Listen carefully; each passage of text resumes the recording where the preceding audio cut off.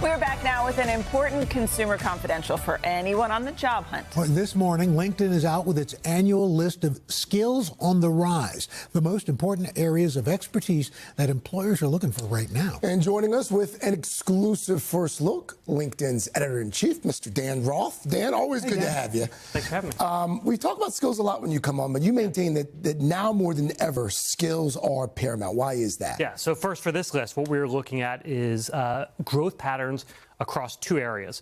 There are 1 billion profiles on LinkedIn. We're looking at the skills that people are adding to their profile, and then the skills of people who got a job in the last year. So one tells us the most in-demand skills for employees, the other for employers. Now, why does this matter?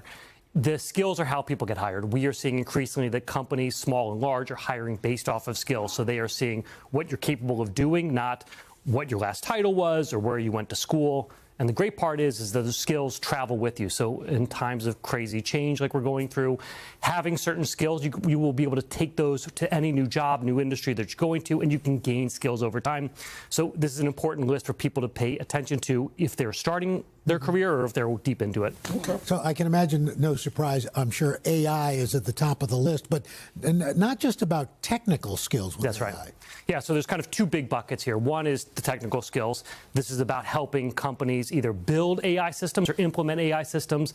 Probably the skill most people would recognize here is around prompt engineering. There's one called data annotation that's worth paying attention to. After that, it starts getting deeply technical and wonky. The other one is sort of more strategic, how you can use AI in your company to work more efficiently, and so companies are desperate for people who can do that. The good news is it is early innings here. So we've talked a lot about AI, but it's still the early days of it. Yeah. You can gain these skills. They are accessible to anyone. They don't just require like deep STEM or math skills. You can actually gain these skills, so they are worth investing in now. So for people out there who are scared that AI is taking over the world, there are some employers who are still looking for people-oriented skills, right? What are those? I actually think these kind of go hand in hand. So companies are changing faster than ever. And in order to implement that change, you need people who can adapt, who can stay agile. You want teams that work well together. And those are all human skills. Those require human skills. So we see this in two big buckets. One is sort of leadership and people management. And the skills there are two really cool skills that are emerging: mentorship and talent development. So helping people realize what they're capable of. Companies are looking for that. The second one is around communication. We have seen a doubling in the last year of job postings asking for people with storytelling skills. Oh, so that's really cool. Yeah, so this is good news. You want people who are able to, public speaking is a skill that's on the rise, and the ability to do like write emails or do cross-functional memos. All this stuff is the idea that people need to be able to work well together in times of change. That requires human skills to get people on board. Dan, how should they go about figuring out what they are good at, what their best skill is, and maybe even an area where they could use some work? Totally. So it's important to remember, like, these skills, you don't just gain a skill and you have it for life. You can always gain new skills. You're not locked into the skills that you have. Now, if you want to know what skills you do have, it helps to ask colleagues or friends or people you volunteer with. Hey, what am I good at? Yeah, exactly. What do you need me to do here? And usually they are repeating back to you the skills that they think you're excellent at. So that's helpful.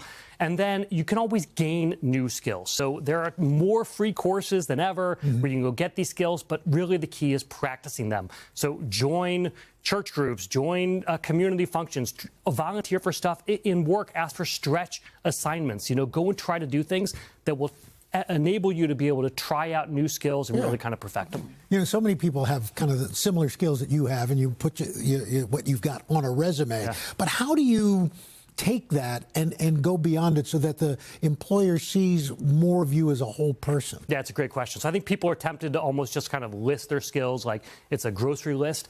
You want to be able to tell stories. This goes back to storytelling. You want to tell stories around your skills. When did you use them effectively? And it's not just work. When did you use them in a volunteer organization or in a college group that you're part of? Talk about your skill, but then figure out the anecdote around that skill. And then if you can do that on your profile or on your resume, you can also then do it in your interview. People are they want to connect with you during interviews, so they want to hear you tell a story around those skills. So it's really important. Know your skill and then have stories around each of those skills. That's great advice. Man, I always enjoy when you're here, buddy. Thank you. Dan. When we get fired, you're our first call. We'll start a company together. Our first call.